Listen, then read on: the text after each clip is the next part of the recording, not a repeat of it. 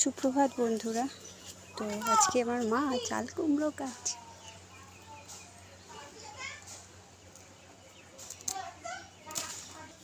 এই যে বরবটিটা বীজ হয়ে গেছে, আবার এটা বসিয়ে দেবো, আবার চারা হবে। দেবো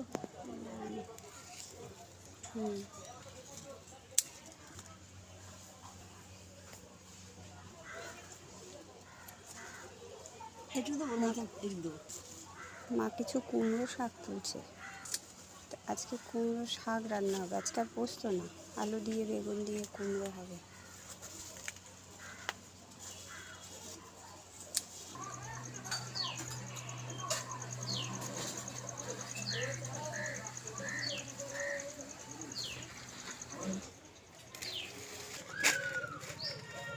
তো আজ এইটুকু, টাটা।